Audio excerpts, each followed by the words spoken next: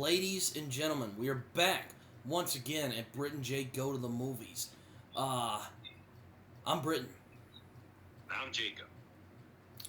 and today we're going to be talking about what might be the next bona fide classic in the sci-fi genre. I know it's a bit of a hot take there, Britton, but you know what? It's true because this movie fucking spanks.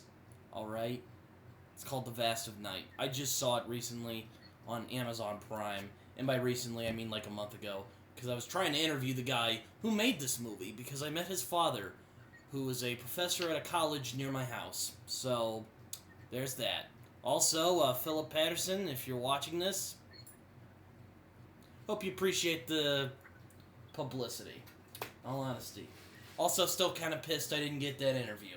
But, we won't talk about that here today. We won't talk about But I don't want to take over this whole show. This isn't just my show. Jacob, what do you think of The Vast of Night? Like, what are your thoughts about it? How do you feel? I feel great because this is an entertaining sci-fi nostalgia piece that's made with an unusually high level of technical flair. And for a film with a low budget, doesn't feel low budget. Great movie, and it is a bona fide classic. Oh, I'd agree. I've been just very fortunate recently because I've been watching a bunch of bangers I've been just watching a lot of movies that I've really enjoyed. And this was one of them, and I was like, okay, I'll go into this with, reasonable expectations. I've heard this was good, but I did want to watch this movie, and by golly, I was very impressed with it. Like, just how much they managed to do with, apparently they had a shoestring budget when making this movie. And with what they managed to do, and just how riveting they managed to keep it, even with, there's, big stretch of this movie with dialogue in it, but they managed to keep it riveting, and that's probably what I love the most about this movie. Oh, absolutely. I mean, Andrew Patterson, he works as a writer, producer, and director, and editor. He is... Yeah, he's, he seems like he works very hard on what he does. And he's from our home state, apparently. So there's that as well. Woo. I had wanted to see this movie, and then I met his dad, Philip Patterson, and that kind of gave me the incentive to watch it, and I was not disappointed, because Jacob knows this, probably, but I am a UFO dork. I love that type of shit, and I'm also a big fan of the old Twilight Zone, and this movie just reeks of that. This movie is basically if Shane Carruth made a Twilight Zone episode. Mm-hmm. Thumbs up right there.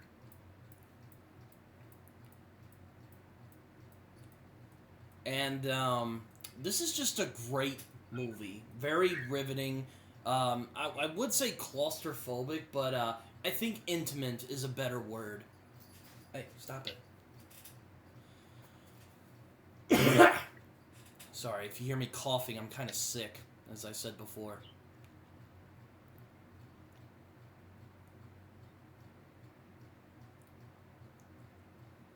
But what do you think, Jacob? What are your blurb thoughts before we dive into this puppy? Great movie. As I said, for low budget, it doesn't feel low budget. And for me personally, I say it's a claustrophobic movie. I like claustrophobic movies that are done right. This film is riveting. It's well directed, well edited, well written by Andrew Patterson. Oh yes, most definitely. I think Andrew Patterson is a director to keep an eye on. For me anyway, he's a director to keep my eye on once this movie comes out. Because my God, this film slapped. Or at least I thought it did. Oh, it sure did. It spanked, it slapped, it smacked, it did all those things. Oh, yes. But yes, basically this is just a nostalgic throwback, and it also has Sierra McCormick in it from Ant Farm. Okay, you know, I was a big Disney kid growing up, so I did not recognize her in at all in this movie until later on. I'm like, holy shit, she was in this movie. Hello there. This is basically a better version of that movie called Dark Skies that came out a few years ago, with Kerry Russell in it. I actually kind of like that movie, but I think it is a little corny when you think of it in hindsight. It's one of those, like, in hindsight movies. It freaked me out when I was younger, because just some of the imagery, I don't know. But there's some moments that are kind of funny now.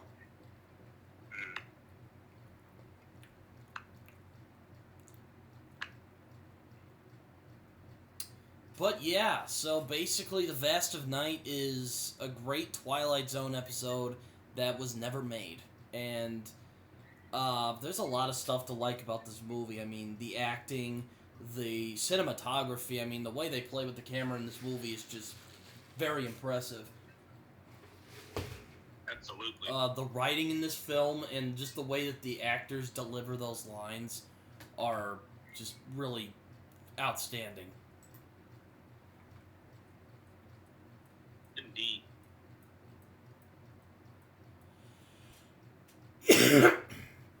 Excuse me.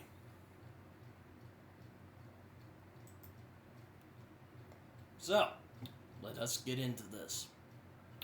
Yes. The Vast of Night begins in the 1950s, but before we get into that, we see a almost Twilight Zone-esque intro, which is basically this film laying on thick what this movie is going to be about. It's, yeah, boy. It's laying on its influences thick. Oh, it sure does. Like, this is basically Twilight Zone, Outer Limits type of thing, though Twilight Zone is better. Yeah. It's an interesting start. And we begin at a basketball game. And we meet a guy called Everett, played by Jake Horowitz, who I had never heard of this guy before this movie, but holy shit, he is great in this. Oh, yes. I mean, I haven't seen anything, but so far, I am impressed. Oh, yeah, I like how this guy, he kind of comes off as a dick, but he can be a good friend when it comes down to it. Mm-hmm. Ah, shit. I have to update my software later. Excuse me. So, a lot of this film kind of has to do with tracking shots. There's a lot of tracking shots in this movie. Oh, yeah, but they work. Oh, yeah, and, you know, apparently, according to Philip Patterson, the guy who is this man's father, who I saw at my college a few weeks ago, about a month ago now, he talked about how there's a great little camera shot that kind of goes through the town, and it's all in real time, by the way, so that's also just really cool little detail. And apparently, or the film is shot in real time anyway. But there is one part where the film kind of goes to the town. Apparently they really had a guy just ride his bike around town, and they ended up speeding the footage up, and that's actually really cool.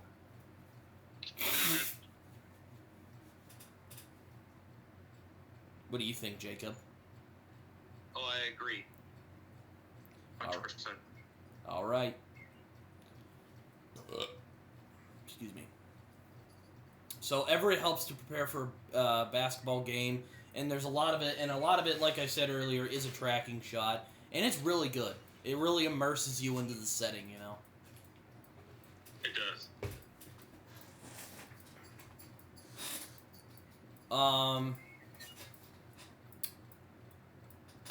Everett ends up meeting his friend Faye, who's played by the aforementioned Sierra McCormick, who, again, I did not recognize. I'm just going to keep putting that out there. I literally texted Jacob the other day, I'm like, yo, it's that chick from Ant Farms. I didn't even notice that.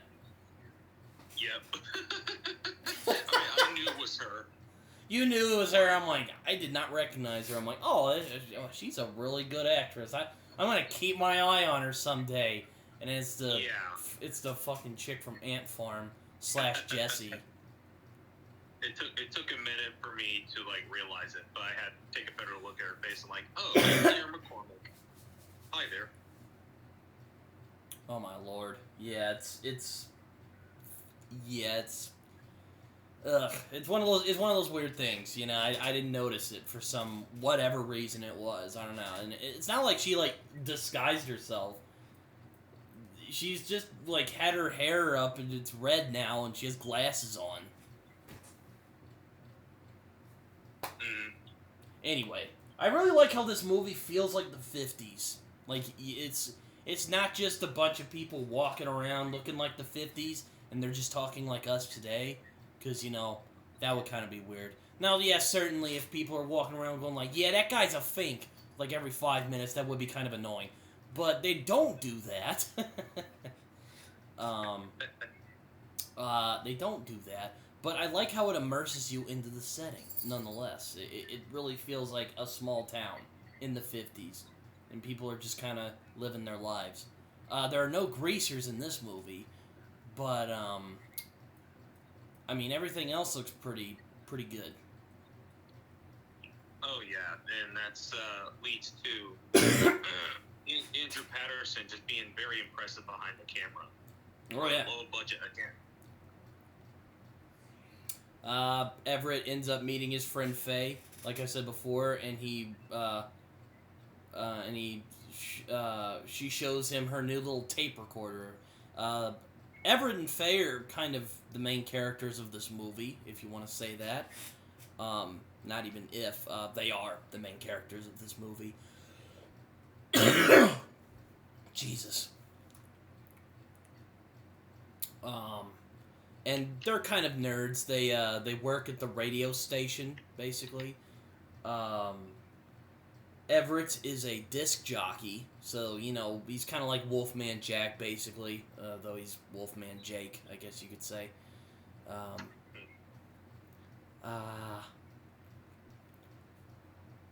Faye ends up, and Faye is the switchboard operator, so she likes to mess with the thing a lot, which comes into play later. But, just, you know, Fielding,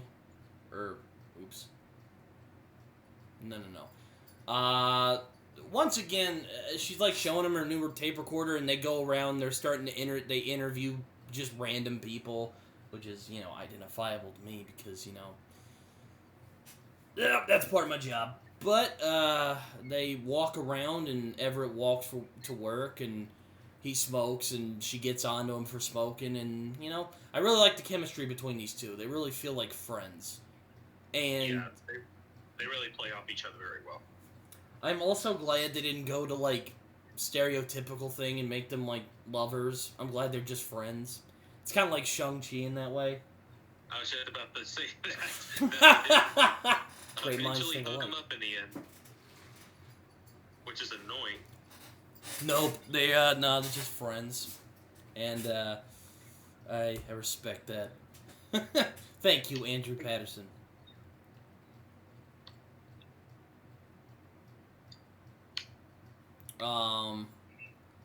So, Faye ends up listening to, Faye ends up going and hanging out, and then she ends up listening to Everett's show. And it goes smoothly at first, and like I said, Everett's kind of like this Wolfman Jack kind of disc jockey. He plays music, he does funny little commentary, you know, stuff like that. And, you would expect this part to be kind of boring, because, you know, I don't know, just people sitting around and messing with, you know, radio stuff back in the 50s doesn't sound very riveting. But one of the things I really like in this movie is how they make these scenes of just people sitting there and just, like, you know, doing random shit. They somehow manage to continue to make it riveting, despite the fact it's just someone sitting there listening to a story. Oh, yeah. I It reminds me a lot of 12 Angry Men in that way, where just a bunch of people just sitting in a room, and somehow it's just riveting and just engaging because the dialogue is so good. Yeah, we're Gary Glenn Ross in a lot of that way, too. Though this is sci-fi, so there's like a little more effects going on.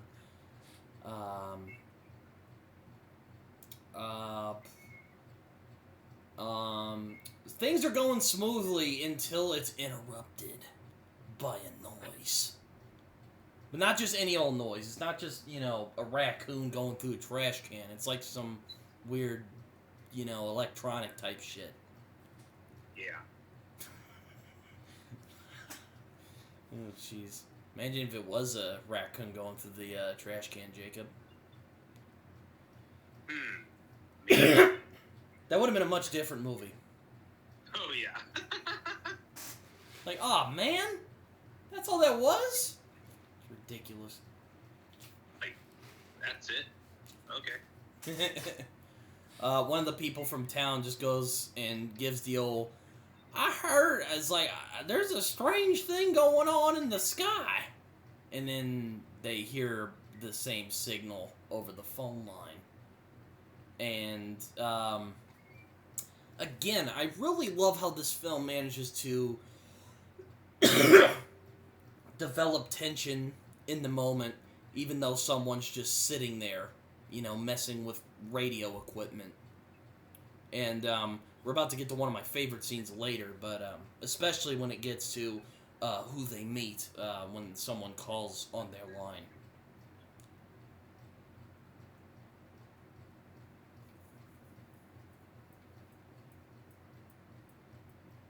Do you have any thoughts, Jacob? As I said, he's very scatterbrained here, so. Mm-hmm. But yeah. So far, I'm already engaged and riveted by this movie just from the opening. Almost definitely.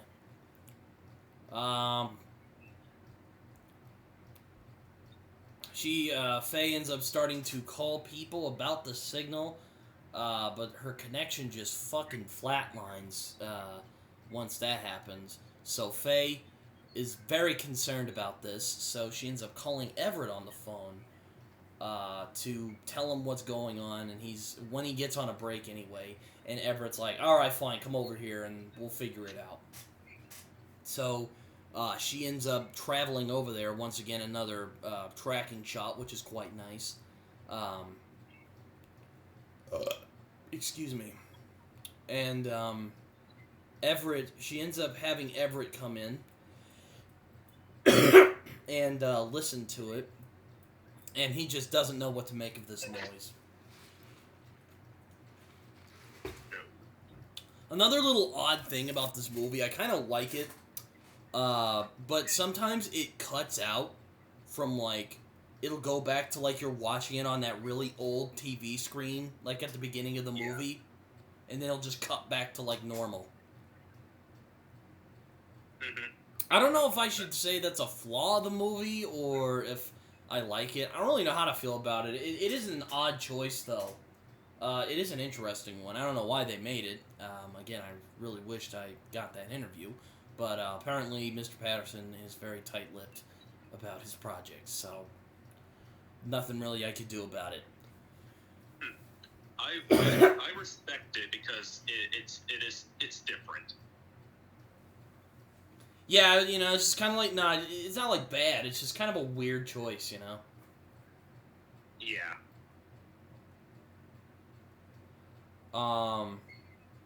They look at it, they hear it, they don't know what the fuck to make of it, and Everett's like, alright. And Everett decides that he'll ask his viewers about information for the signal. And he ends up going back online, or not online, he ends up going back on the air, and he starts talking about, hey, we got some noise coming through, we don't really know what it is. And he ends up playing it, which is the weird, signal.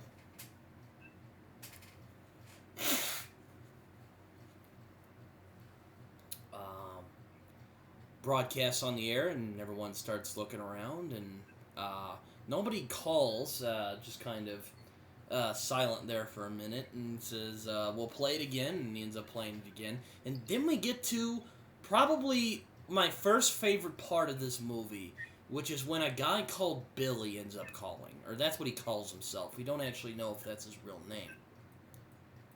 And Everett, with Billy's consent, decides to broadcast him live. Now, why do I love this scene? I love this scene because it's just a great story, you know? There's no, like, big magical thing, you know? It's more... It's both because it's a good story, and also because I'm really impressed that they managed to make it riveting. Because any type of movie that would try something like this, it would be laughed out of the theater. I'm just gonna say it right now. But I'm just gonna say I love this whole sequence. It is so good. Oh yeah, I mean, like, I love the simplicity to it. It also manages to be so riveting. Oh my God, yes. Really good story. So yeah, this is one of my favorite scenes in the movie too, as well. Yeah, I know, right? You're just like, it's almost like, I remember I was just like sitting, I'm like, ooh, I gotta hear more. I just kind of had to like sit there and just like watch. It's almost like you're a child again, listening to, watching the TV late at night, listening to some, spooky story on the internet, or not on the internet. Oh yeah, exactly. Or listening to like some creepy pasta on the internet. Mm-hmm. But I can't even describe why this scene just fucking slaps. Or, it's not even a scene. It's just a whole sequence that goes for like, I don't know, 25 minutes maybe? Excuse me. But Billy explains that he served in the military. And he was flown to a highly secretive location in the desert. And they went around there for a while. They worked there. And a lot of the people there were black and Hispanic and whatnot. And I don't know if this is later or if he says it right after he finishes that story. But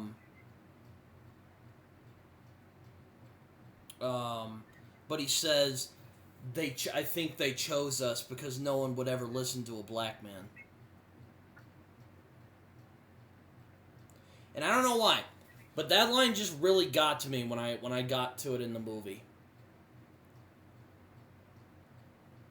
It's riveting. I know. It's just like, I don't know if it's like a weird white guilt thing or if, I don't know, it's like, it is a very well done line, but it's like, it just leaves like a really, it makes you feel pensive, I think is the best way to put it. Yeah. Makes you feel, it's like, damn, like, that's sad. It's not like dark, it's sad. Fuck. Mm-hmm. And he's like, oh yeah, I'm a black guy, is that a problem? And Everett's like, no. He might be a bit of a dick, but he's not a racist.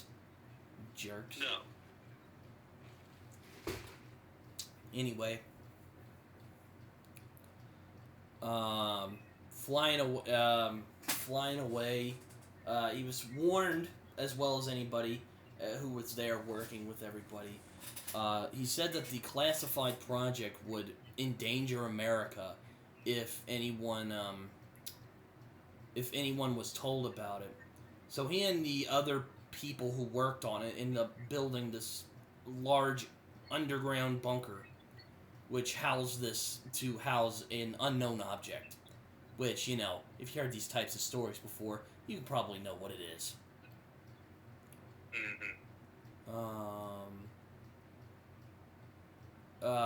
But he said that he knew the signal he heard because he could never forget it, because when he was flying away from the facility he was working at, he ended up hearing that same exact signal on the plane's radio.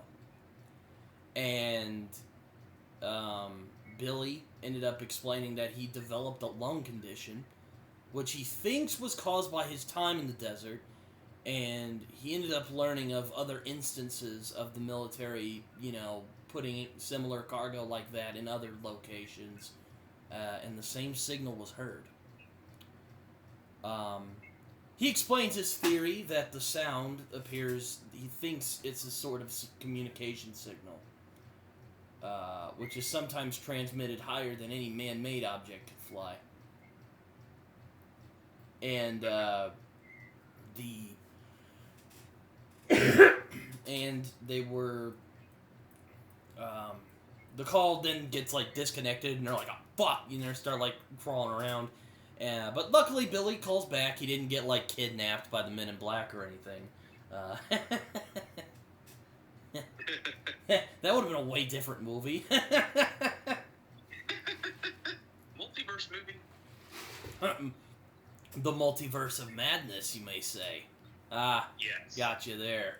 Ha, ha, ha. Very funny. Watch our episode last week. Billy ends up calling back, and he says, this is the part where he says they wouldn't have believed it. He said that people,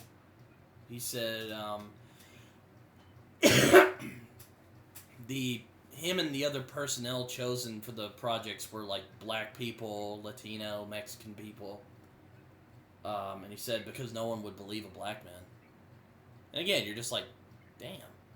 But I already kind of talked about that. A friend of his, though, managed to record the signal, and he sent copies to Billy and other people who had worked on the project. And one tape was given to somebody who worked in the Air Force in Cayuga, which is where they're from. It's in New Mexico, which is the town we're in right now. Faye ends up realizing that these tapes were given to a local library, and she ends up going down there on her bike, just full, 50 style, and breaks in and steals them. Billy, sadly, is disconnected, and that's the end of the Billy arc. And, oh man. It's so great. I don't know what else to say about it. It's hard to really describe for me why I like it so much. This should be so bad, but it's done in such a way where I can't help but love it, As we always say on here, it's all about execution. Indeed it is. And it's because often the ethos in movies is show, don't tell, right? Well, yes. This whole movie is basically people telling each other information, and yet somehow it still fucking works. Why? I don't know, but it does for some reason. It's probably because the story is well done, and it's told by a guy who is really good at telling a story, and it's just a really interesting story. Along with the great performances. Also, just a great performance from Bruce Davis, who is apparently an unknown because he doesn't even have a Wikipedia page. But Bruce Davis, you better give yourself a pat on the back. That was a great performance by that guy. Absolutely. Jeez. It's great. It's really it keeps you interested. It's riveting. It's well told, and it really keeps you interested in what's going on. You want the payoff. It sets up a great mystery. What is this signal? Why is it here? And what is it for? Mm-hmm.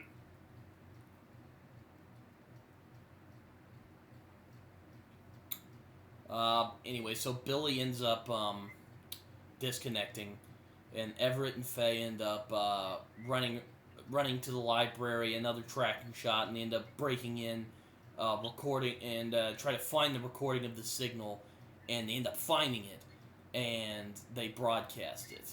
But suddenly, the radio station's power is conveniently knocked out. Jesus.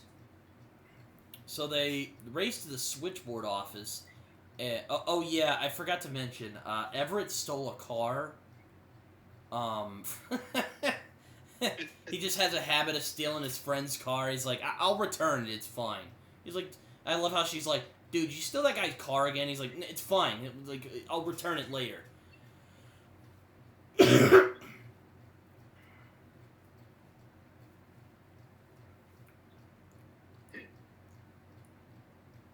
And they find it, and they end up racing to the switchboard office, where Faye starts getting all sorts of these reports about something that's in the sky.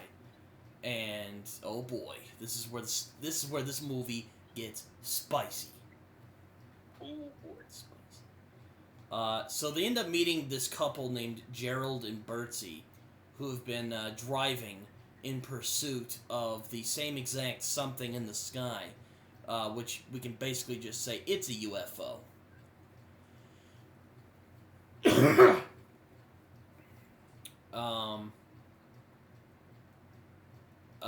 They end up going back, and they end up getting another call from an elderly woman called Mabel. And she says that she can offer some more information about the signal. And, oh boy.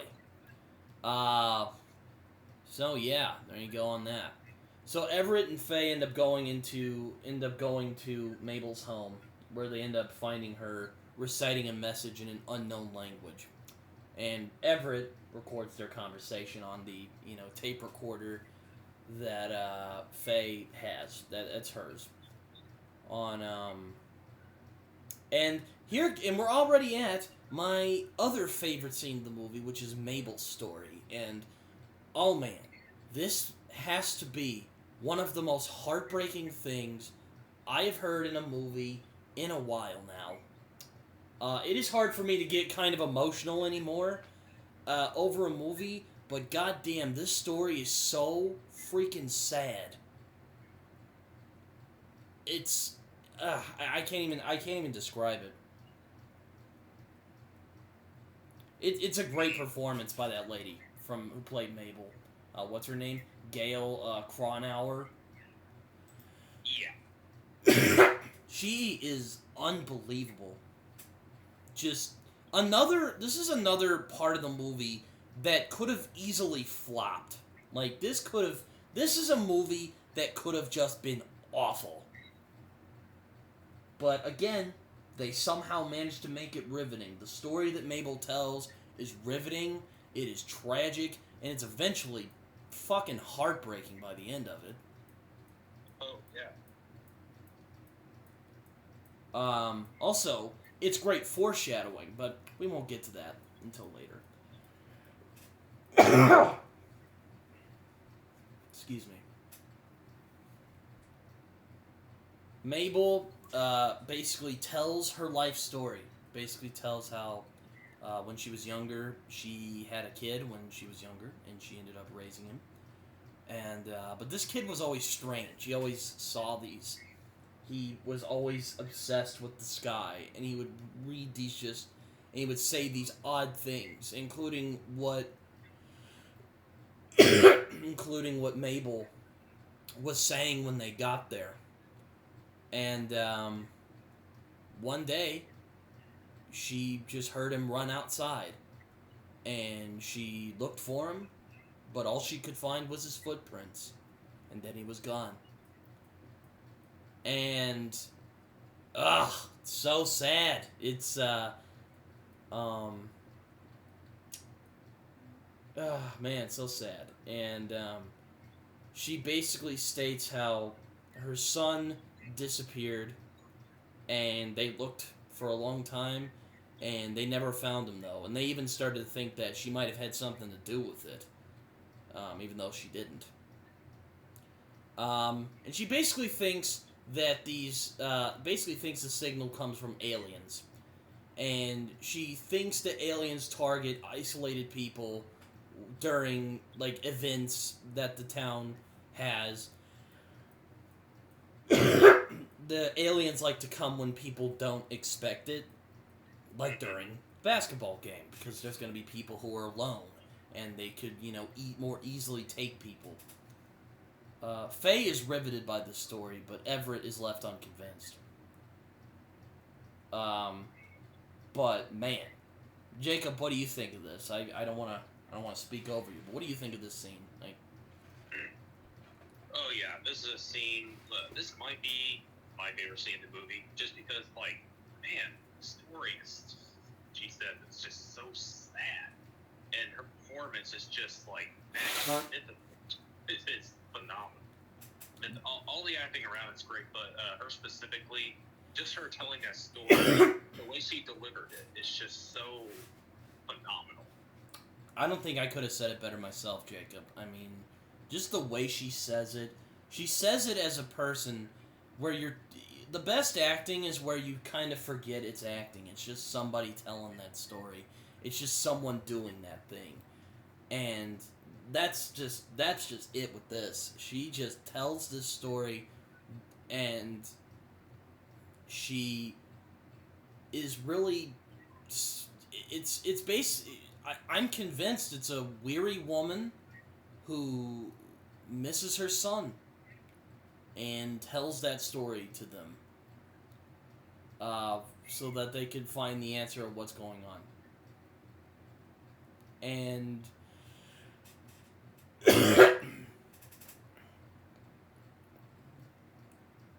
yeah, it's just a great scene. Indeed. And again, it should be bad. This whole thing should be bad. But it's not. It's really something else. And that's the best thing I can give to this movie. It is a very impressive with what they managed to do. Once again. Extremely. Especially with this scene, it's just like, this scene should be so bad. Like, this scene in any other movie would be an exposition dump, and like internet critics would just be bitching about it on the internet. It would be one of those. But again, they do it just so, what's the word?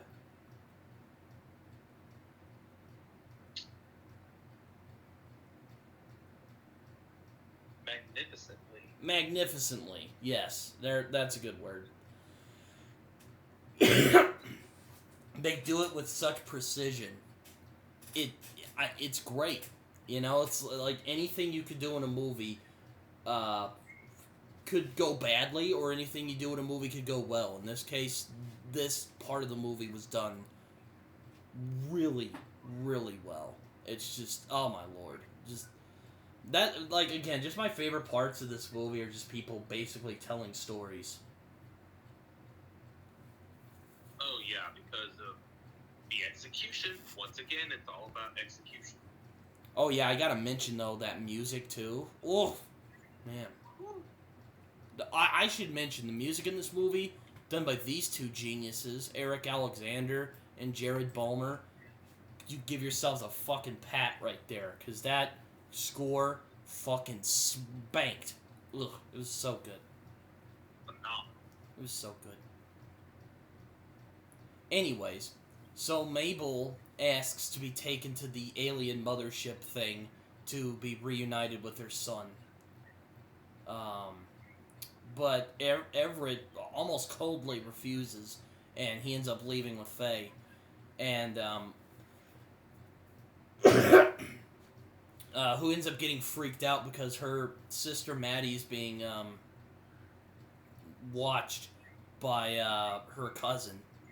So she drives over there and runs over, grabs the baby, and the other lady's like, what the hell are you doing? She's like, look, don't worry about it, we gotta go. And she ends up leaving, and they end up getting picked up by Gerald and Bertie, who were the couple they met earlier. And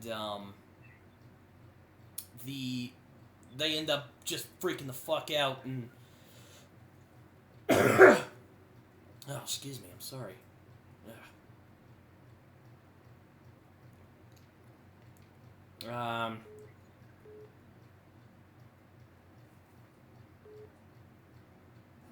Sorry about that.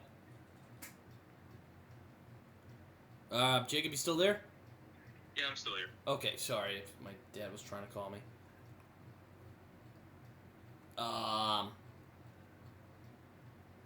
But yeah, so they get picked up and they're driving to follow the UFO, and Everett ends up playing his recording of Mabel speaking that message, whatever that was, and well, that ends up creating this really freaky scene where Gerald and Bertie end up going into this trance-like state, which ends up nearly causing them to crash. But luckily, Faye and Everett managed to snap them out of whatever trance they were in. And they end up, Faye is freaked out by the whole thing and ends up fleeing into the woods with her sister. And Everett, of course, runs after her. Now we are in the end game already. Probably my third favorite part of this movie is coming up after this moment, which is the ending.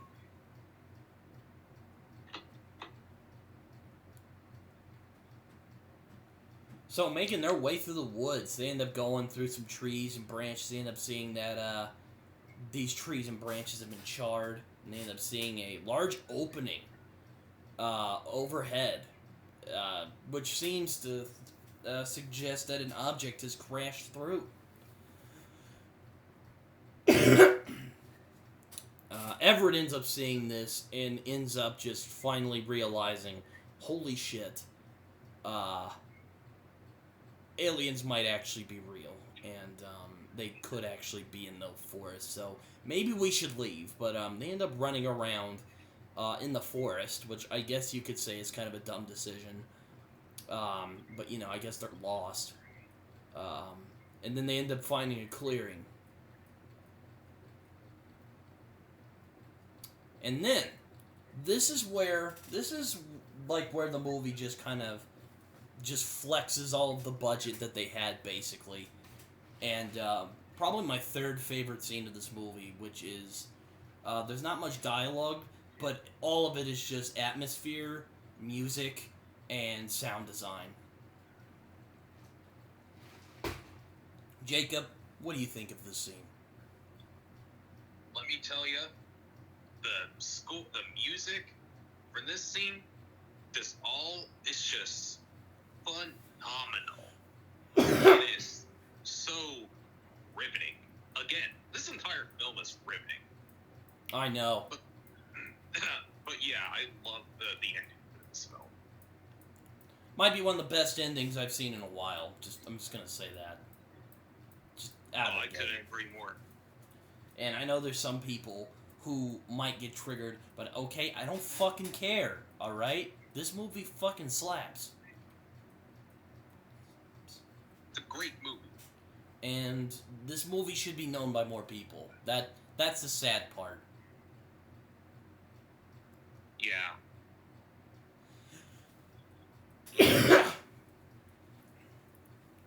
And, they just see this flying saucer that's hovering nearby, and they just watch as this thing ends up going up into the air, and it ends up, like, rejoining this massive mothership in the sky. And... God, I can't even describe it. It's like John Williams tier. That's how good this music is. Oh yeah, the music is phenomenal. Oh my lord. It like I said, it's fucking it's John Williams tier, to be sure. It really is. It really is. You're just like standing there. You're feeling the exact same thing these characters are feeling. Your mouth is just open. You're like, "Oh my god. What is that?" And it's just this big fucking thing in the sky. And it's fucking it's going up there. And the wind ends up swirling around it. By the way, the spaceships look fucking amazing. Again, I don't know what they did, because again, they didn't really have that much of a budget, right? They had it says they had $7,000 there. 700,000. Oh, sorry, $700,000. Why did I say 7,000? I'm thinking of Primer. $700,000. those UFOs look fucking outstanding. I'm just gonna put that out of the way. Like, how does that look $700,000 budget? How the fuck does that look good? It looks. Did they manage to do it? I don't know. I don't know how they managed to do it, but I'm impressed they managed to do it though. I am. Like, you have my mad respects. Oh yeah, Andrew Patterson, pat yourself on the back, man. This is just, oof, good stuff.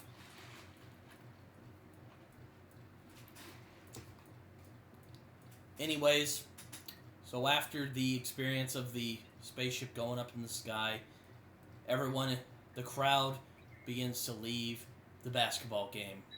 But unfortunately, Everett, Faye, and Maddie are no longer there.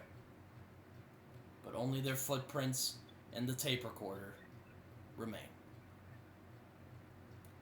Which harkens back to what Mabel said earlier when she talked about her son. All she could find of him was the footprints, and then it was just stopped there. I don't know about you, Jacob, but when I first saw this movie, my mouth was agape. Just... I didn't even say anything. I was speechless. I was speechless, too! I'm like, yo.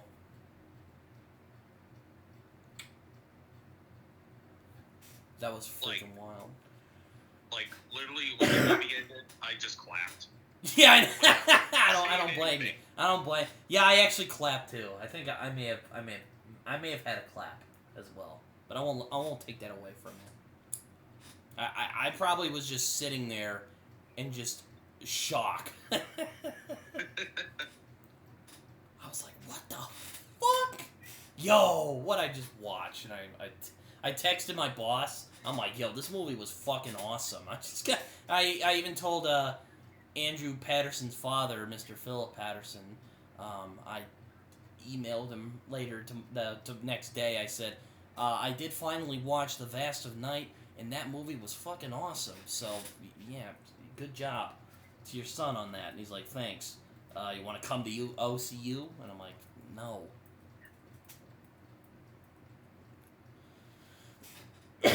Excuse me. But man, that was Vast of Night. It was a very short movie at about, it's like it's 89 minutes, so it's not long. It ain't a long ass movie. No. And holy crap, what a movie! Such a great low budget movie. I know. I've a great science fiction movie. And, you know, I'm a sci-fi guy, I'm a sci-fi fanatic, and I love this movie. And I'm a big UFO guy, too, so that really tickled my nerve. This movie really tickled that part of me. Really, yeah, this movie is fantastic. Yeah, and it really shows that, you know, again, back to the execution thing we're always talking about. Again, we're going to make a t-shirt of that someday. It's all about the execution, man. And this movie fucking exemplifies that to a T. This is a movie that could have gone wrong in so many different ways. But it didn't. Because, you know, these filmmakers knew what the fuck they were doing. They casted the movie. The people who casted this movie knew what the fuck they were doing. The cinematography is really nice. The editing is really well done. There's the part where it bugs out from the screen to the that weird television screen, which again I think it was an intentional choice, but it was just a little weird for me. But aside from that, this movie has nothing wrong with it as far as I'm concerned. Couldn't agree more. It could have gone extremely wrong if someone else took on this movie. But, Andrew Patterson, kudos to you. Oh, most definitely. This dude, I will be keeping my eye on this man from now on. I don't know what he's doing. Again, I tried to interview him, but again, he's very tight-lipped about his project, so he didn't want to talk to me. So, that was unfortunate. I really would have liked that interview. I got my boss kind of bitched me out about that one, so yeah, thanks, man. But aside from that, well, you didn't see my little nice finger there. Aside from that, this movie, you did make a great movie though, so you made up for it. Mm-hmm. Man, Fast at Night, great movie. Fantastic. Damn, kind of stopped a little early today. Wanna talk about some other stuff real quick before we sign out here? Oh sure. Oh, since we're talking about a movie with a low budget, there is one film I would really recommend that you would check out that has a low budget. Oh yeah. What's that, bro? It's titled Searching. Is that the one with oh God, what's that dude's name? John Cho? Yeah. I did see that one. It was very good. Oh, you did? Okay. I really liked that one. That was really. Okay. Yeah. Okay, for some reason I didn't think you saw it, but that's awesome. Yeah, that was a really good one. I loved it personally. Speaking of movies, I made one recently called Home Movies. I forgot to bring this up last week. But yes, I did it with no money. And it actually looks decent. So there you go. That's all you need to know. I think I've won at the game that's called filmmaking. I will say, really good job, Brit. Oh, thank you. I was about to ask what you thought. I was wondering if you saw it. Because I saw it. yeah, I'm like, I don't know if it would be I don't know if it would be self-aggrandizing if I asked you to we could watch this and get drunk and have a good time with it at some point. Mm-hmm. But yeah, I made a movie. Yes, with some friends of mine. It was fun actually. It's also tough. It was for my class. I did it as a final, but it knocked something off my bucket list, which is making a movie, or at least a short one. And it's given me the hankering to make more. So there you go. That's all you need to know on that.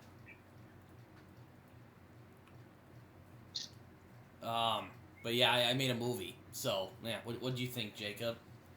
Did I do a good job? Did I execute well? I'm not just saying this because you're here. You actually did a really damn good job. Ah, very good. Oh, jeez. Yeah, it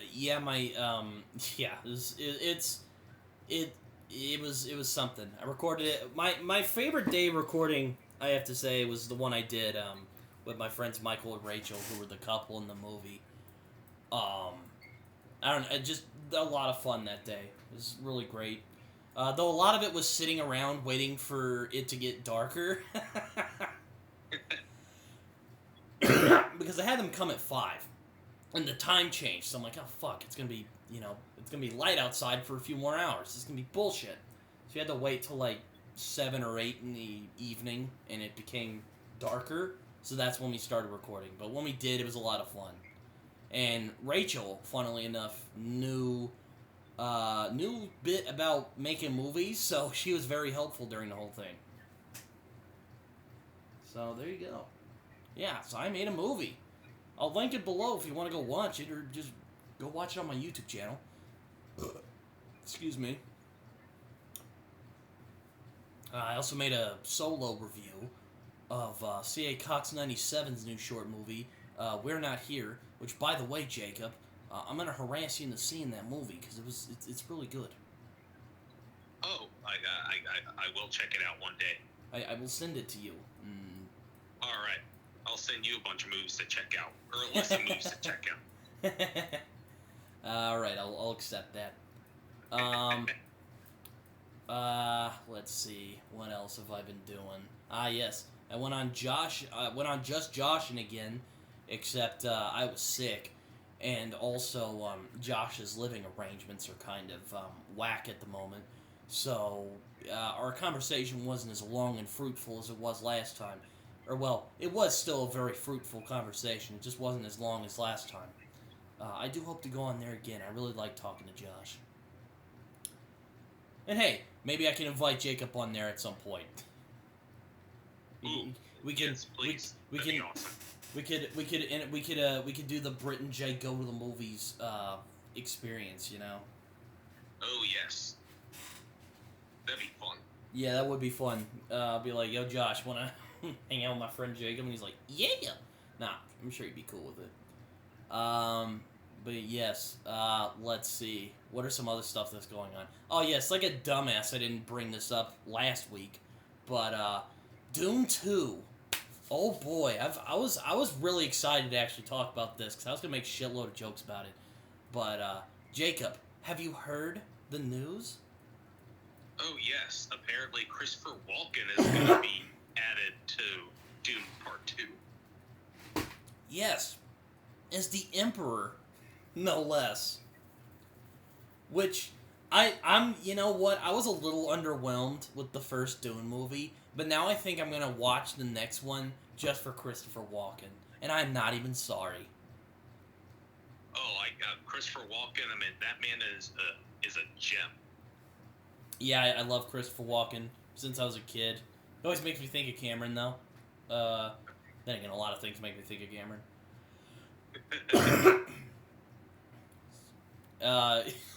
I was joking with Tyg about it too the other day. I'm like, oh my lord, I wonder how many memes are gonna come out about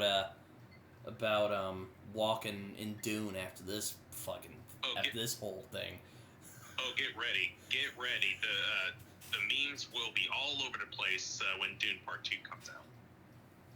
Yeah, you can just see him going, Paul, it wasn't personal.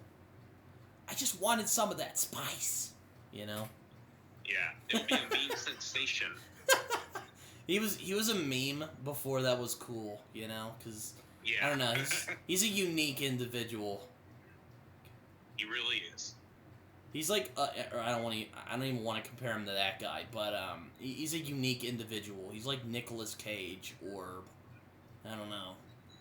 I would say Jared Leto, but I don't want to compare him to that guy. I don't like Jared Leto. As Jacob knows, I have a let's just say less than friendly relationship with Jared Leto.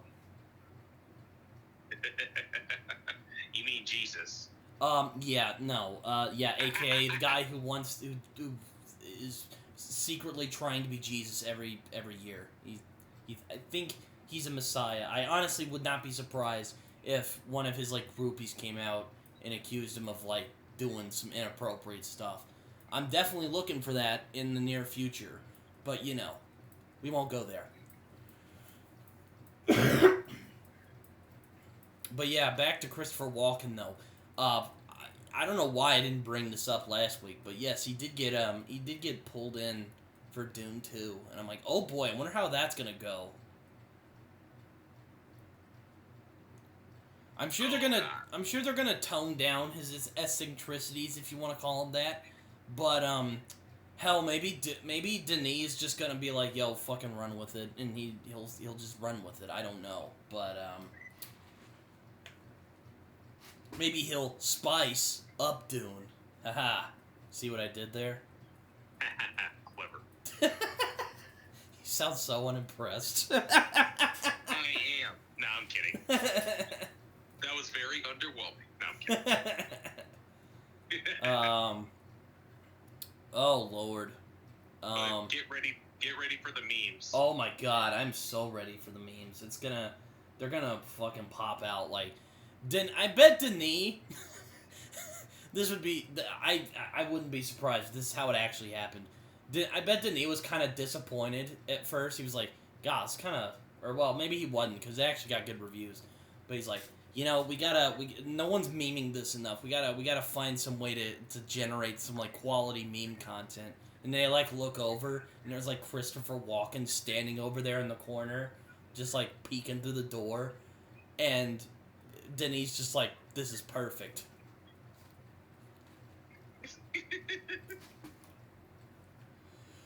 Now I hope that happens.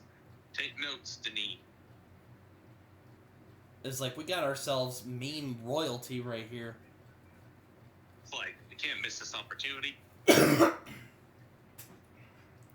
I mean, I will say it's probably better than just getting Ian McDiarmid, because then people would just be like, okay, now they're just fucking begging for the Star Wars comparisons. Which, you know, I don't know. I know you liked Dune more than I did, because I was a little underwhelmed with Dune. Even though it looks amazing, and Hans Zimmer's score is amazing. I mean, that man does not have a bad score in him. But, I don't know. I was just left cold by it. I know you liked it more than I did. Oh, yeah, but I'm not... yeah, but, you know, I can understand where you're coming from. It's not like Fight Club, where I'm like, how can you not love Fight Club? But anyway. Which, again, watch out for Fight Club review, where we'll bring Raven and Watt on there. It's basically going to be Ray and Jay, Jacob, bash on Britton for not loving Fight Club. Yep. Though, I should clarify, it's not that I don't like Fight Club. I don't know. I do think it's a little overrated. I do like Fight Club. And I know that probably hurts Jacob. But that's just my opinion.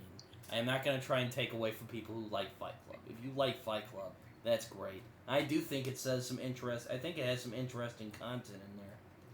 But I don't know. I think its fame, it's done it a disservice in some ways. But I digress. I'll save that for the Fight Club, review. When we get to that. I'm a little nervous what that laugh means. Oh, I'm ready. Oh, God. Raymond are ready. Oh, God. We do talk about Fight Club. Let's see. What else has been going on in the movie world? Yes.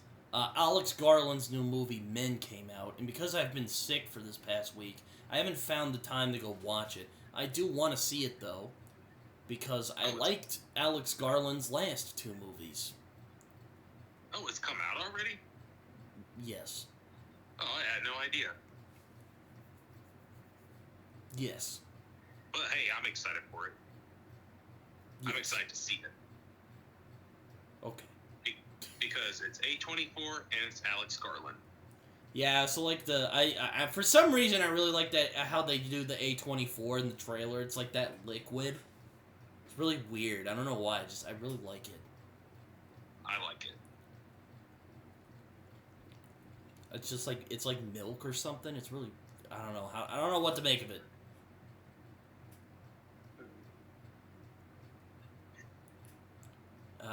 Let's see. I don't know what... one of the things I like about the Men trailer as well, I like it doesn't really reveal what the movie's about. It's just like, here's some weird shit. Here you go. Come watch the movie if you want. No, it definitely looks like an A24 film. Oh yeah, most definitely. Also, I have Alex Garland to thank for introducing me to the great work of Jeff Vandermeer with his Annihilation film, which is great. Is it as good as Ex Machina? I don't know. They're kind of even for me. Though Ex Machina has grown on me over the years. I really like that film. I mean, I liked it when I first saw it, but I've liked it more every time I've seen it. You know, it might be one of my, it might be one of the best AI, takes on AI I've seen anyway. Oh, yeah. I love Ex Machina despite its ending, but I'll say that for Ex Machina review. But for me, I put like Annihilation a tad bit higher for me, personally. I like it, yeah. I really like Annihilation. It's really good. There's some people who might call it diet, stalker. But I like it. I thought it was really good. It really captures the book's atmosphere, which I read the book. I read the whole series of the book. So, there you go on that. It's wildly different from the book, too. So, if you think it's like a straight adaptation, You're just wrong. Excuse me.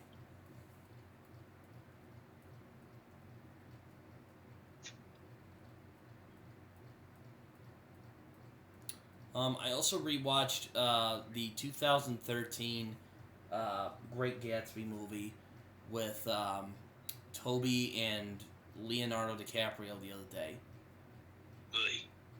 Which, I bet Jacob's gonna get mad at me for saying this, but I kind of like it in a weird way. Even though there's things I don't like about it. It's like the Spider-Man 3 of... Which is ironic to say because Tobey Maguire's in it. But, I don't know, it's funny I say that, but I don't know, I weirdly like it in a way. I don't know what it is. Is it overdramatic?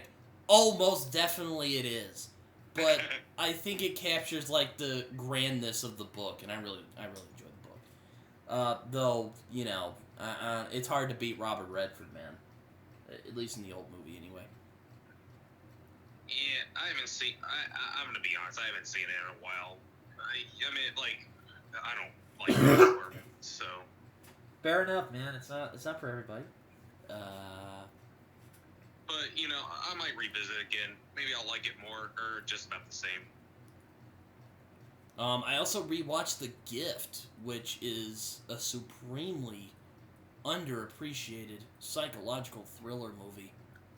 Oh, was that the one directed by Joel Edgerton? Yep. Jason Bateman? Mm-hmm. Oh, great movie. Oh my god, it's so good. I rewatched it the other day, and I'm like, this might just be one of my new favorites.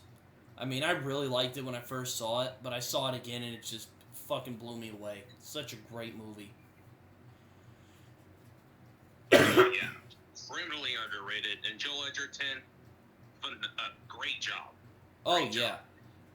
Probably has one of the best American accents in, like, the business, I have to say. Because, apparently, he's Australian, and his American accent is just great. Like, it is pitch perfect to me. Can't speak today. Yeah.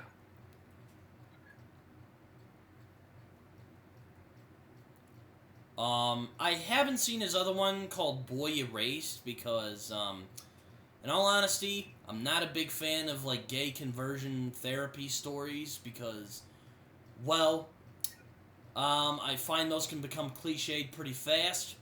Also, I think conversion therapy is a very disgusting practice, so there's that. Which I know, I bet a lot of people are going to be like, wow, hot take there, Britton. But, that's just me. I haven't seen Boy Erased, though. That was my point. I haven't seen it either. Ah, we're two of a kind, then. I haven't seen The King either. Jesus Christ. Wait, what? I haven't seen The King either, which he was in. Oh. Let's see. The Rover. I've heard that's good. Has Robert Pattinson in it. Oh my god, I gotta see this. Oh, yes.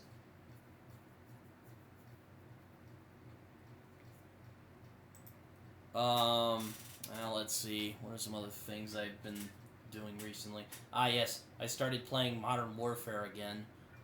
The new one, not the old one. I have to say, might be one... It still holds up pretty well. Even though it's pretty buggy. And it's probably the only... And it's not, like, game-breakingly buggy, but it's just kind of, like, inconveniencing buggy. I don't know. That's the only issue. Like, you'll be shooting a guy sometimes, and he'll just, like, bug out, and he'll kill you, and it's, very annoying. It doesn't break the game. What have you seen recently, Jacob? I know you've been kind of, I guess you could say on a break. I don't know what you've been doing, really. Slump or something? Just been in a slump? Yeah, it's been in a slump. Actually, recently, I've watched Pirates of the Caribbean, Curse of Black Pearl, Dead Man's Chest, and At World's End. In my opinion, the only ones worth watching, because you can skip 4 and 5. I actually do like those movies. I think they're good movies. I think people give 2 and 3 a hard time unfairly. I agree. Like I've always liked Dead Man's Chest. Like it used to be my favorite one as a kid because it held a special place in my heart. And At World's End, I still like. Disappointing compared to the first, but still really enjoy it. The first one is one of my favorite adventure movies ever. I remember I saw it in the theaters with my grandma at World's End. I remember it distinctly, and I was just confused on what was going on because I didn't see the other 2 movies before then. It's like when I went to see Half-Blood Prince in theaters. This was before I really got into Harry Potter, and I was just utterly confused on what was going on. I'm like, what's going on? What's that? You know, that kind of stuff. Yeah. Though, I will say when Dumbledore died, I don't know why, but I always saw that was going to happen. I always, just subconsciously, you know? Yeah. I'm like, this dude's gonna die. Like, it's gonna be a matter of time. And then I saw Snape do it. I'm like, yeah, that guy seemed like the type that's gonna go do that. I predicted the whole movie when I was 9 years old. Jesus Christ. Yeah. The first 3 Pirates of the Caribbean I've always loved. It was actually where I first discovered Johnny Depp. So there you go. Yeah, same in terms of the Pirates of the Caribbean. That's where I first discovered Johnny Depp. Well, that and Edward Scissorhands, anyway. And yeah, he's great. He kind of got fucked over because that whole thing that he's going through right now. But yeah, he's good in those movies. 4 and 5 were fucking awful. But well, 4 is like entertaining. The 5 is just awful.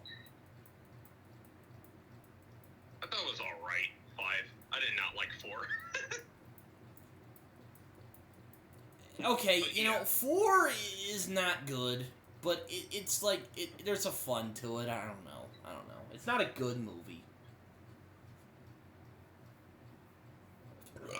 But Johnny Depp is iconic as Jack Sparrow. Oh my god, yes. He is fantastic in the role. Like the pirate movies and Edward Scissorhands were the first 2 films where I discovered Johnny Depp. Where Yeah. he made my childhood where I was like, oh boy. Also a meme god. One of my favorite memes is when that fucking like oily dude just goes, "You're supposed to be dead," and he's like, look, and he's all skulled up and from the curse from the first movie, and he's like, yeah. "Am I not, mate?"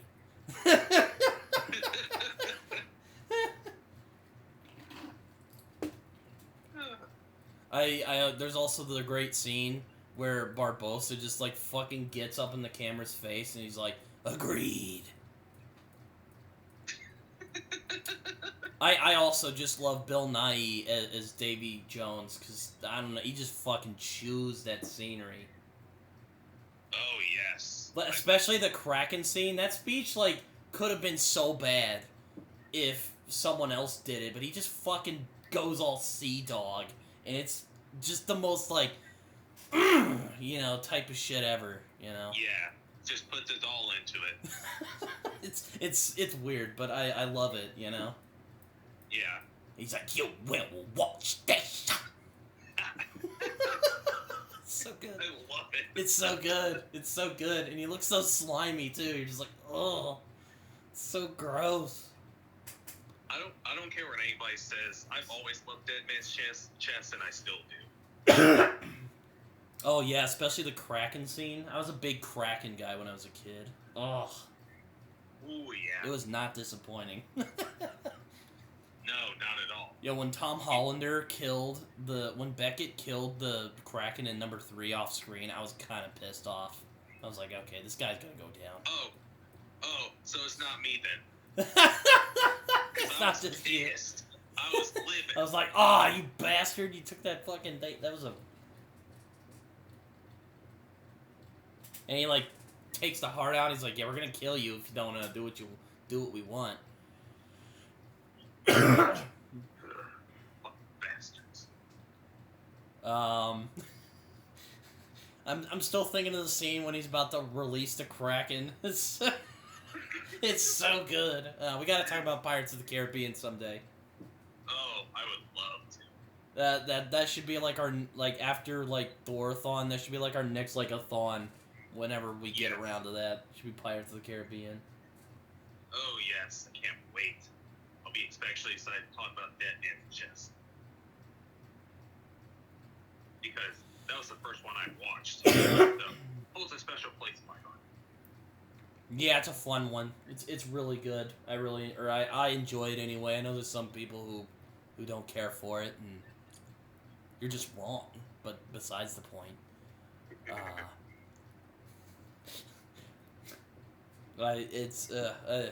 I love Bill Nighy as Davy Jones, and you could definitely tell in the other two movies that they were trying so hard to recapture that energy, and they just couldn't. It's just. No, you can't recapture what Gore Verbinski brought to the first three. Well, without being, Hector Barboza is fucking awesome too. Yeah, come on, it's Hector. I know. It's just, oh god, it's so good. And also, you might as well just cancel the franchise because there is no Pirates of the Caribbean without Johnny Depp. I know. Yeah, everyone's saying that, and I can't disagree. I'm not even gonna say what I say sometimes, which is I wouldn't go that far. In this situation, I would. I don't think it's gonna survive without our boy Johnny. No, because he made those films iconic for the way they were. Yeah, one of my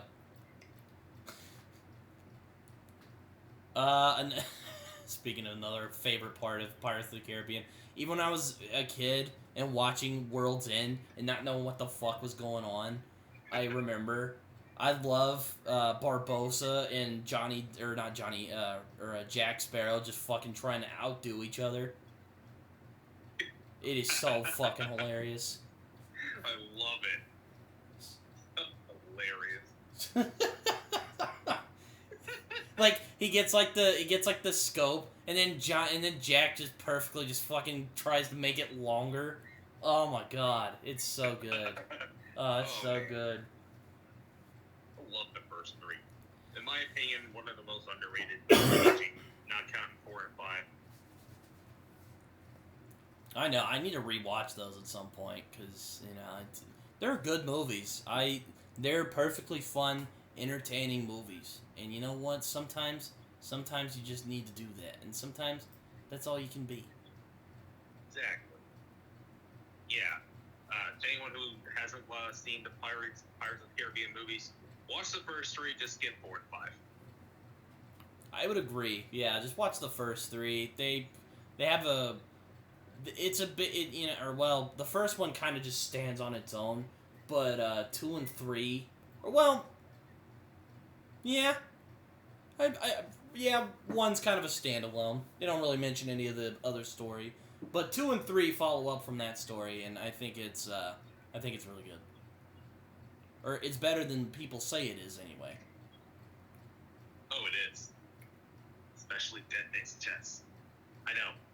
I talk about Dead Man's Chest too much. I know. It's like one of your favorite movies. Oh yeah. It's one of my. As I said, it was the first Pirates of the Caribbean film I watched. So. I'll always remember, even years later, the wheel fighting scene where Norrington and Will Turner are fighting on that wheel, thinking they're about to get the chest, and Johnny's running with it. He's he's running from the natives at the beginning of the movie, but he's running with the chest, and it's so good. I love that. I love it. Oh jeez.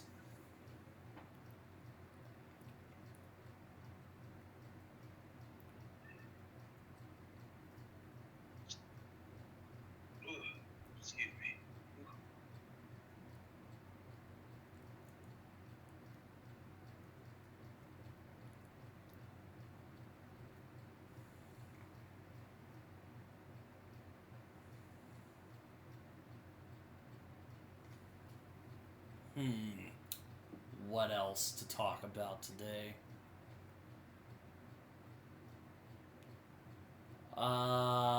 Yes, what else have you watched, Jacob, aside from Pirates of the Caribbean? That is about, I did, watch, Ang Lee's Hulk. It was on TV and I figured, why not? What'd you think? I used to love it as a kid, but now, over the years, and especially now, for me, this movie is like, for me, it's like 30 minutes too long, and I'm personally not a fan of the whole comic book panel, transitions. Yeah, I'm not a huge fan of the editing in that movie. It's so clunky. Yeah, and it looked very cheap, just lazy. I remember even as a kid, I was confused. I'm like, what the fuck is going on? And for me, like, okay. There are so many things that just did not make sense. Like, whenever Hulk is in the desert and he's just staring at stuff, you would think he would transform back into Bruce Banner because he just seems so calm, right? Yeah. But no, he just remains, and he just still remains the Hulk. That always bugged me. It still bugs the hell out of me. Oh, I will say, though, I love Nick Nolte in the movie. He's just this fucking crazy old man. And it's great. Like, I love the scene when he just walks over and he just starts fucking biting that power line like it's a sandwich. He's just like, he's like slurping that damn thing. it's so stupid. Someone made a comment about it. It was on YouTube. They said, like, the fact that Nick Nolte just bit a wire and just in electricity, that just shows how committed he was to this role. That's about right. Though I will say my favorite part of the entire movie is Danny Elfman's score. Oh, yeah, I forgot he scored that movie. Oh, yeah. That's easily my favorite part of the movie. His score is amazing. I also like Sam Elliott. I mean, you know, he's Sam Elliott, man. Yeah, I was about to say, it's Sam Elliott. Like, can't go wrong with Sam Elliott. I thought he was a great Thunderbolt Ross. He was. Like, the dude literally is Thunderbolt Ross. Like, I mean, William Hurt was pretty good, too. God rest his soul. Rest in peace. But yeah, Ang Lee's Hulk, I do respect what Ang Lee was trying to do. He was definitely going for a more artsy approach. You could definitely feel the attempt. It just didn't always work. And mutant poodles, all that. So, yeah. So, though unpopular opinion, I do prefer that one over the Incredible Hulk. Sorry, not sorry. Oh boy. Me and Carl about it. We both agree on that. What? Oh, you didn't hear me? No, I didn't hear the other part you said. You said something agreeing with me on that. Oh. Me and Carlton were discussing about it, and he agrees. Yeah, the Incredible Hulk movie it's so underwhelming. Like, I have to keep reminding myself that it's in the MCU. Yeah, I know. It feels like another standalone Hulk movie, except towards the end where Robert Downey Jr. just shows up and is like, "We're building a team." Where it's like, oh, okay, it is in the MCU. Tony Stark popped up. Apparently, like, Edward Norton's a huge pain in the ass to work with, so, yeah, they dumped his ass off, and they ended up getting Mark Ruffalo, who they wanted in the first place. Yeah. I guess you gotta get the kinks out early. Yeah. Yeah, Incredible Hulk, very mediocre, very underwhelming, though the final battle was fucking awesome. Yes.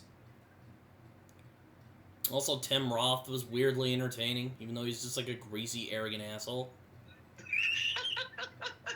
He's like, "Is that all you got?" And he just fucking gets kicked into the fucking tree. That was awesome. Like, yeah. Is that all you got? Nope. I'm gonna fucking break every single bone in your body. Just one kick. Though I have to say, William Hurt plays Thunderbolt Ross is just the biggest tool. Ugh. God. I really hated him. I hated him in the MCU movies he was in. He was just such a smug. Just, ugh. He made me physically ill every time I saw him on screen. And not because the performance was bad. It's just, just such a rancid person. Ugh. Oh yeah, I don't disagree. I mean, Sam Elliott, he was born to play Thunderbolt. I mean, again, it's not like it was a bad performance or anything. It's just, good God, I hated Thunderbolt Ross in MCU. And I don't mean like he was badly done. It's just like, God, he was such a tool in the MCU. Yeah, you just hated the character.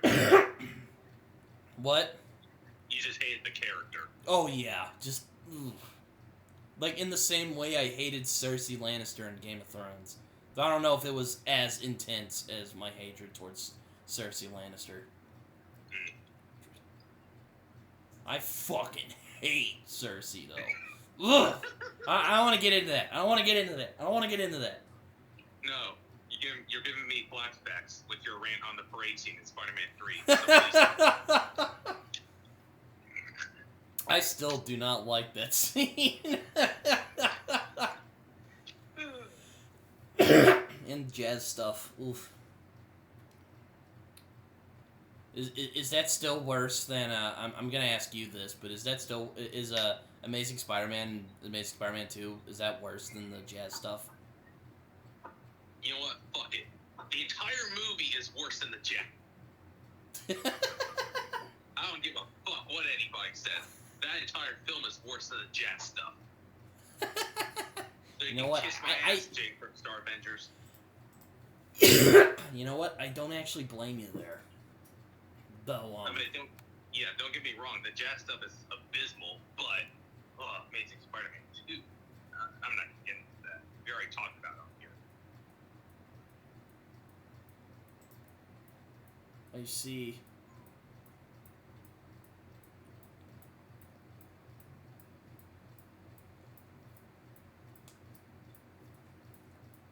Ah, yes, I also saw a documentary about The Godfather, which is another one I'd love to cover. At least now, because it has been 50 years since that movie came out.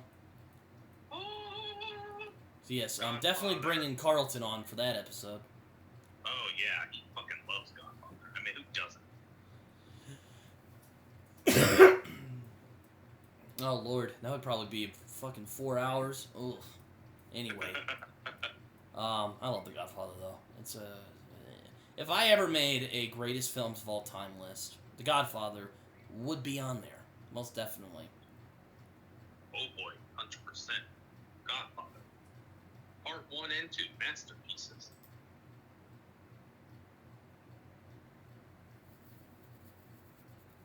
Speaking of documentary, there is one I would like to talk about here one day. The Death of Superman Lives. What happened?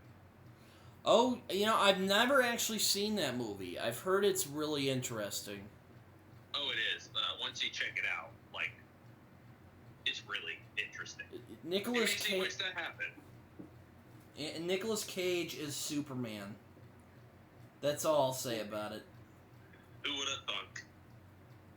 And apparently he's a big Supes fan, like to the point he named his kid Kal-El. But man,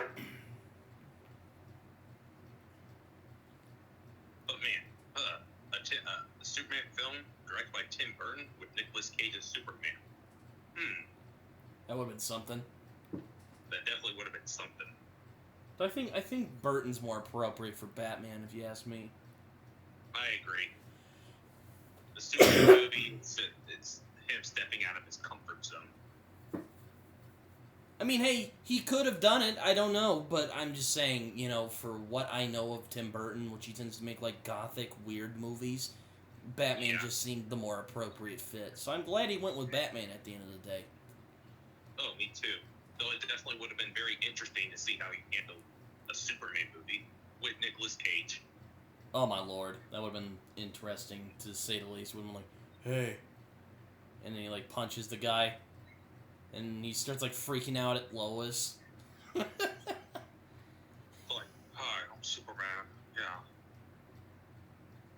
Save the world from planet Krypton.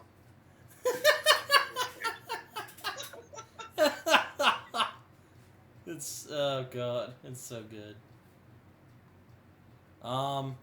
Yes. Also, I don't know if I want to start the Thorathon next week, or I'll start it the week after because I want Jacob to pick the next movie. But Jacob, what movie do you want to do for next week? Before we get into the Thorathon, because I wanted to start that in June. Oh, it's going to be very fun. But yeah, my choice for next week, I would love to talk about Free Guy. Free Guy. All right, yeah, I'm down for that. You're in the summer blockbuster season, so it seems appropriate. Oh yes, I recently just rewatched it, and I figured, hey, I'd love to talk about it next week. Yeah, it was a good one. It's a good one. Then, what do you think about next week? We start the Thorathon. I'll contact our boy Tig about it because he's a big Thor fan. Oh yes, I am down for Thorathon with Tig. Indeed. But yes, we talked about Vasta Night today. My name's been Britton. And my name's been Jacob. And we do it for the love of the movies. Yes, we do. Alright, see you guys later. Goodbye.